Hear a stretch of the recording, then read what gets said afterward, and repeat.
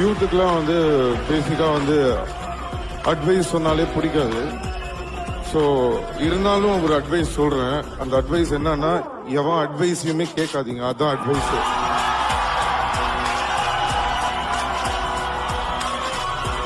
ஏன்னா இந்த அட்வைஸ் பண்ணுறவன் நல்லா பார்த்தீங்கன்னா, அவனோட வாழ்க்கைக்கு அவனுக்கு அவன் அட்வைஸ் பண்ணி தான் எங்கேயோ போயிருப்பான். முடியலன்றதுனால தான் உங்களுக்கு அட்வைஸ் பண்ணுறான். டேய், வெளியில் சாப்பிட்டு உடம்ப கெடுத்துக்காதடா. டேய், நைட்டு ஃபுல்லாக ஃபோனை ஸ்க்ரோல் பண்ணிகிட்டே இருந்து கண்ணுக்கு எடுத்துக்காதடா. இப்படியெல்லாம் ஒழுங்காக இருக்கணும்னு சொல்கிறவங்களுக்கும் ஆசை தான், ஆனால் முடியலை.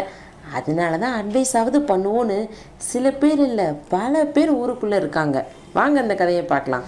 ஸ்ரீ ராமகிருஷ்ண பரமஹம்சரை தெரியாதவங்க யாருமே இருக்க முடியாது. இவர் விவேகானந்தரின் குரு, சிறந்த ஆன்மீகவாதி.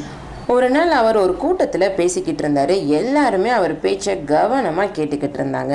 அவர் பேசி முடித்ததும் ஒரு பெண் தன்னோட 5 வயது மகனை கூட்டிகிட்டு வந்து அவர் முன்னாடி நின்றுக்கிட்டு இருக்காங்க. அந்த பெண்ணை பார்த்த ராமகிருஷ்ணர், தாயே உங்களுக்கு என்ன வேணும் அப்படின்னு கேட்குறாரு. உடனே அந்த பெண், சுவாமி என் மகன் அதிகமாக இனிப்பு சாப்பிட்றான். நீங்கள் சொன்னால் தான் இனிப்பு சாப்பிட்றத கம்மி பண்ணுவான்.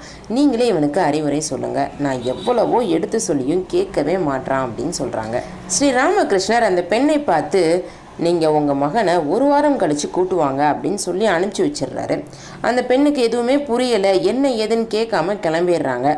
1 வாரம் கழித்து அந்த பெண் தன் 5 வயது மகனை ராமகிருஷ்ணன் கிட்ட திரும்பவும் கூட்டிகிட்டு வர்றாங்க. ஸ்ரீ ராமகிருஷ்ணன் அவங்கள அன்போடு வரவேற்கிறாரு. அப்புறமா அந்த 5 வயது மகனை பார்த்து, தம்பி இனிப்பு ரொம்ப சாப்பிடக்கூடாதுப்பா.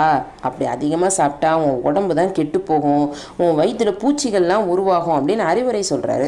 அந்த பெண்ணுக்கு ஒரே சந்தேகம், அதை அவர்கிட்டயே கேட்போன்னு ஸ்ரீ ராமகிருஷ்ணரை பார்த்து, சுவாமி நான் முதல் நாள் என் மகனை கூட்டிகிட்டு வந்தப்பயே நீங்கள் இப்போ சொன்ன அறிவுரையை அப்பயே சொல்லியிருக்கலாமே, ஏன் 1 வாரம் கழித்து வர சொன்னீங்க அப்படின்னு கேட்குறாங்க. அதுக்கு ஸ்ரீ ராமகிருஷ்ணர் சிரிச்சுக்கிட்டே, நீங்கள் முதல் தடவை உங்கள் மகனை கூப்பிட்டு வரும்போது நானும் அதிக அளவு இனிப்பு சாப்பிட்டுட்டு இருந்தேன். அப்போ உங்கள் மகனுக்கு அறிவுரை சொல்கிற தகுதி என்கிட்ட கிடையாது. இப்போ இந்த 1 வாரத்தில் நான் இனிப்பு சாப்பிட்றதை நிப்பாட்டிட்டேன். அதனால தான் இப்போ உங்கள் மகனுக்கு அறிவுரை சொன்னேன் அப்படின்னு சொல்கிறாரு. இதை கேட்டதுமே அந்த பெண்ணுக்கு அப்படியே மெய் சிலிர்த்து போச்சு. அவங்களுடைய மகனுமே இனிப்பு சாப்பிட்றத குறைச்சிட்டாரு. நம்மளே எந்த நல்லதும் செய்யாமல் அடுத்தவங்கள நல்லது செய்யின்னு சொன்னால் அதில் எந்த பயனுமே கிடையாது. அடுத்தவங்கள ஒரு விஷயம் சொல்கிறதுக்கு முன்னாடி நாம் அதில் கரெக்டாக இருக்கோமா அப்படின்னு யோசிச்சுட்டு தான் பேசணும். இந்த வீடியோ உங்களுக்கு பிடிச்சிருந்தது அப்படின்னா உங்கள் ஃப்ரெண்ட்ஸ் கூட ஷேர் பண்ணுங்கள். இன்னும் இதே மாதிரி நிறைய கதைகள் தெரிஞ்சுக்கணும் அப்படின்னா விருதை பொண்ணு சேனலை சப்ஸ்கிரைப் பண்ணுங்கள். நன்றி, வணக்கம்.